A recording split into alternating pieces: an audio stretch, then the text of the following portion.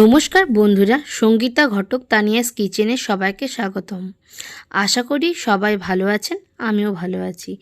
আপনারা আমার রান্নার রেসিপিটি দেখুন, লাইক করুন, শেয়ার করুন আর নিত্য নতুন রান্নার রেসিপি দেখার জন্য এক্ষুনি আমার চ্যানেলটিকে সাবস্ক্রাইব করে নিন। আজ আমি বানাবো মা দিদাদের হাতের তৈরি মোরলা মাছের বাটি চচ্চড়ি রেসিপি। চলুন ভিডিওটা শুরু করা যাক। মোরলা মাছের বাটি চচ্চড়ি তৈরি করার জন্য যা যা উপকরণ লাগছে সেগুলি হলো, এখানে মোরলা মাছ নিয়েছি, সেটা একটু হলুদ মাখিয়ে নিয়েছি সর্ষে বাটা, চেরা কাঁচা লঙ্কা, টমেটো কুচি, একদম সরু সরু করে আলু কেটে নিয়েছি, পেঁয়াজ কুচি আর নিয়েছি চিনি, পরিমাণ মতো নুন, একটু লঙ্কা গুঁড়ো আর হলুদ গুঁড়ো।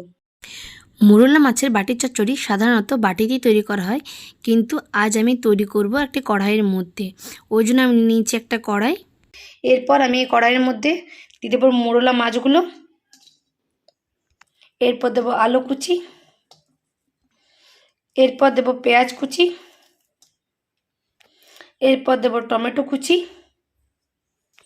এবার দেবো চেরা কাঁচা লঙ্কা, এবার দেবো সর্ষে বাটা, এবার দেবো পরিমাণ মতন যে নুন, চিনি, হলুদ আর একটু লঙ্কা গুঁড়ো নিয়েছিলাম সেটা দিয়ে দিলাম।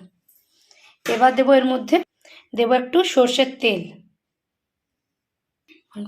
এরপর এগুলো ভালো করে আমি মিশিয়ে ভালো করে মেখে নেব।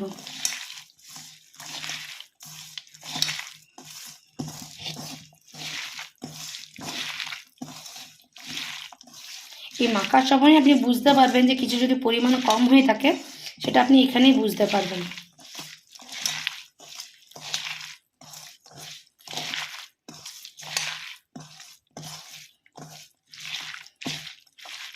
দেখুন সব মশলাগুলো ভালো করে আমি এর মধ্যে মিশিয়ে দিয়েছি। এরপর এর মধ্যে দেবো আমি যে বাটিতে সর্ষে দিয়েছিলাম সেই সর্ষের বাটিটা ধুয়ে আমি জলটা দিলাম। এর মধ্যে আমি দেবো পরিমাণ মতো জল।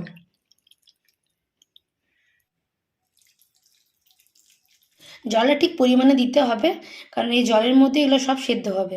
এবার আমি এটা সেদ্ধ করতে চাপিয়ে দেবো। এটা আমার সম্পূর্ণ রেডি হয়ে গেছে। এবার আমি গ্যাসটা অন করে দেবো আর লো টু মিডিয়াম আছে এটা আমি প্রায় 15 মিনিট মতো ঢাকা দিয়ে রান্না করে নেব। দেখুন এটা আমার ফুটে উঠেছে। এবার আমি একটু মিশিয়ে নিচ্ছি, ভালো করে আমি একটু মিশিয়ে দিচ্ছি। এরপর আমি এটাকে ঢাকা দিয়ে দেবো আর আঁচটাকে একদম লো টু মিডিয়াম আছে 15 মিনিট রান্না করে নেব। আমি 15 মিনিট পর ফেরত দিলাম। দেখুন আমার মাছের মধ্যে যে জলটা দিচ্ছিলাম সেটা অনেকটা পরিমাণে শুকিয়ে গেছে এবং মাছ এবং আলু টমেটো ভালোভাবে সেদ্ধ হয়ে গেছে। এরপর যে জলটা বাকি আছে সেই জলটাকেও আমাকে ভালো করে শুকিয়ে নিতে হবে। চলুন ভালো করে এই জলটাকেও আমি শুকিয়ে নিই। প্রায় আমার রান্নাটা হয়ে এসছে। এরপর আমি উপর থেকে একটু কাঁচা সর্ষের তেল দিয়ে দেবো। এরপর ভালোভাবে কাঁচা সর্ষের তেলটাও আমি ভালো করে এটার সাথে মিশিয়ে নেব এবং মাছটাকে আমি আর একটু শুকনো শুকনো করে নেব। দেখুন মাছের মধ্যে সমস্ত জলটা শুকিয়ে গেছে। আমার মোরলা মাছের বাটির চচ্চড়ি একদম তৈরি হয়ে গেছে।